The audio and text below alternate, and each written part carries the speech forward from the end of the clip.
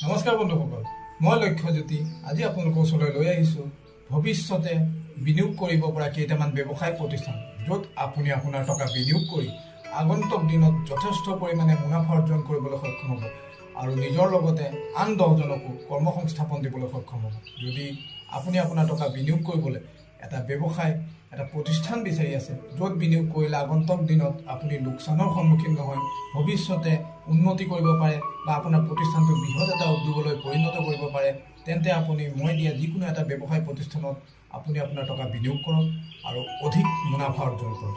এতিয়া ক'বলৈ ওলাইছোঁ প্ৰথমটো ব্যৱসায় প্ৰতিষ্ঠান, য'ত আপুনি আপোনাৰ টকা বিনিয়োগ কৰিব পাৰে। সেই ব্যৱসায় প্ৰতিষ্ঠানটো হৈছে স্বাস্থ্যখণ্ড। স্বাস্থ্যখণ্ড এনেকুৱা এটা ব্যৱসায় প্ৰতিষ্ঠান, য'ত আপুনি আপোনাৰ টকা বিনিয়োগ কৰিলে আগন্তুক দিনত যথেষ্ট পৰিমাণে লাভৱান হ'বলৈ সক্ষম হ'ব। কাৰণ স্বাস্থ্যখণ্ড এনেকুৱা এটা দৰকাৰী ব্যৱসায় প্ৰতিষ্ঠান, যিটো আজি আমাৰ নিত্য নৈমিত্য জীৱনত ভাত পানীৰ দৰে ব্যৱহাৰ কৰিবলগীয়া সামগ্ৰীত পৰিণত হৈছে। গতিকে আপুনি আপোনাৰ যদি ব্যৱসায় প্ৰতিষ্ঠানত টকা ইনভেষ্ট কৰিব বিচাৰিছে, তেতিয়া মোৰ ফালৰ পৰা নিশ্চিতভাৱে আপোনাক উপদেশ দিওঁ, আপুনি স্বাস্থ্যখণ্ডৰ লগত জড়িত কোনো এটা প্ৰতিষ্ঠানত আপোনাৰ টকা বিনিয়োগ কৰক আৰু আগন্তুক দিনত ইয়াক যথেষ্ট পৰিমাণে ডেভেলপ কৰিবলৈ সক্ষম হ'ব। লাগিলে আপুনি আপোনাৰ টকা কোনো এটা মেডিচিন বিক্ৰীৰ কেন্দ্ৰ খুলি বিনিয়োগ কৰক, নহ'লে আপুনি আপোনাৰ টকা এটা লেবৰেটৰী প্ৰতিষ্ঠা কৰি বিনিয়োগ কৰক, নহ'লে আপুনি আপোনাৰ টকা কোনো মেডিচিন মেকিং ফেক্টৰীত ইনভেষ্ট কৰিও বিনিয়োগ কৰিব পাৰে।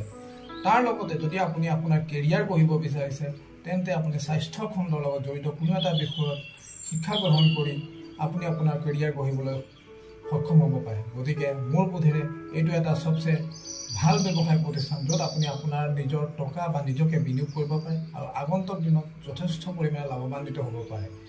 এতিয়া আপোনালোকক ক'বলৈ ওলাইছোঁ দ্বিতীয়টো ব্যৱসায় প্ৰতিষ্ঠান, য'ত আপুনি আপোনাৰ টকা বিনিয়োগ কৰি পেলাই যথেষ্ট পৰিমাণে লাভান্বিত হ'ব পাৰে আৰু আগন্তুক দিনত আপোনাৰ ব্যৱসায় প্ৰতিষ্ঠানটো এটা বৃহৎ উদ্যোগলৈ পৰিণত কৰিব পাৰে। সেই ব্যৱসায় প্ৰতিষ্ঠানটো হৈছে শিক্ষাখণ্ডৰ লগত জড়িত কোনো এটা ব্যৱসায় প্ৰতিষ্ঠান। যদি আপুনি এজন উদীয়মান ব্যৱসায়ী, যদি এজন আগ্ৰহী ব্যৱসায়ী, য'ত আপুনি আপোনাৰ টকা বিনিয়োগ কৰিব বিচাৰিছে, আপুনি তেন্তে শিক্ষাৰ লগত জড়িত কোনো এটা প্ৰতিষ্ঠানত নিজৰ টকা বিনিয়োগ কৰক আৰু আগন্তুক দিনত যথেষ্ট পৰিমাণে মুনাফা অৰ্জন কৰক। কাৰণ আজিৰ পৃথিৱীত প্ৰতিজন মাক দেউতাকৰ সপোন থাকে নিজৰ সন্তানক সুশিক্ষিত কৰি বা এজন উচ্চ শিক্ষিত নাগৰিক হিচাপে প্ৰতিষ্ঠা কৰক। গতিকে সকলো মাক দেউতাকে বিচাৰে এখন ভাল শিক্ষানুষ্ঠানত নিজৰ সন্তানক বিনিয়োগ কৰা। গতিকে আপুনি এখন শিক্ষানুষ্ঠান খুলি বা এজন শিক্ষক হিচাপে নিজকে বিনিয়োগ কৰি আগন্তুক দিনত যথেষ্ট পৰিমাণে ডেভেলপ কৰিবলৈ সক্ষম হ'ব। আৰু তাৰ লগতে সংগতি ৰাখি যদি আপুনি অন্য কিছুমান শিক্ষাৰ লগত জড়িত বিষয় যেনে কম্পিউটাৰ ইনষ্টিটিউট খুলিব পাৰে, তাৰ লগতে মিউজিক ইনষ্ট্ৰুমেণ্টৰ শিক্ষাৰ কোনো প্ৰতিষ্ঠান খুলিব পাৰে, তাৰ লগতে যদি আপুনি কোনোবা স্পৰ্টছ ইভেণ্টৰ লগত জড়িত শিক্ষানুষ্ঠান খুলিব পাৰে, তাতো আপুনি নিজৰ আগন্তুক দিনত এটা ভাল প্ৰতিষ্ঠানক পৰিলক্ষিত কৰিবলৈ সক্ষম হ'ব। গতিকে মই ভাবোঁ আপুনি যদি শিক্ষাখণ্ডৰ লগত জড়িত কোনো এটা বিষয়ত নিজৰ জ্ঞান আছে, তেন্তে এই বিষয়ত কোনো এটা বিভাগত আপুনি আপোনাৰ টকা বিনিয়োগ কৰক আৰু আগন্তুক দিনত আপোনাৰ প্ৰতিষ্ঠানটো এটা বৃহৎ উদ্যোগলৈ পৰিণত কৰিবলৈ সক্ষম হ'ব পাৰে। এতিয়া আপোনালোকক ক'বলৈ ওলাইছোঁ তৃতীয়টো ব্যৱসায় প্ৰতিষ্ঠান, য'ত আপুনি আপোনাৰ টকা বিনিয়োগ কৰি যথেষ্ট পৰিমাণে লাভান্বিত হ'ব পাৰে। সেই ব্যৱসায় প্ৰতিষ্ঠানটো হৈছে ফুড ছেক্টৰ, মানে খাদ্যৰ বিভাগ। ফুড ছেক্টৰ এনেকুৱা এটা বিভাগ, এই বিভাগত আপুনি আপোনাৰ টকা বিনিয়োগ কৰিলে যথেষ্ট পৰিমাণে লাভান্বিত হ'ব পাৰিব। কাৰণ আমাৰ ভাৰত এনেকুৱা এখন দেশ, য'ত সকলো লোকে খাদ্যৰ প্ৰতি যথেষ্ট চৌখিন আৰু প্ৰতি 100 বা 200 কিলোমিটাৰ মূৰে মূৰে নতুন নতুন খাদ্য সম্ভাৰৰ সোৱাদ পোৱা যায়।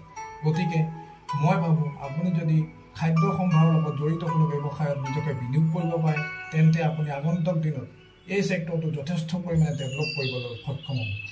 আৰু এই পৃথিৱীত যেতিয়ালৈকে মানৱ জাতি জীয়াই থাকিব, তেতিয়ালৈকে এই ব্যৱসায় প্ৰতিষ্ঠানকেইটা গোটেইকেইটাই নিত্য নৈমিত্তভাৱে ডেভেলপ কৰিবলৈ সক্ষম হ'ব। কাৰণ মানৱ জাতিৰ লগত জড়িত এই ব্যৱসায় প্ৰতিষ্ঠানকেইটা অনাদিকাললৈকে চলিয়ে থাকিব। গতিকে এই বিষয়কেইটাৰ বিষয়ত যিকোনো এটা বিষয়ত মানে ব্যৱসায় প্ৰতিষ্ঠানটো আপুনি নিজকে বিনিয়োগ কৰি আগন্তুক দিনত যথেষ্ট পৰিমাণে স্বাৱলম্বী হ'বলৈ সক্ষম হ'ব, লগতে আৰু 10জনক কৰ্মসংস্থাপন দিবলৈ সক্ষম হ'ব।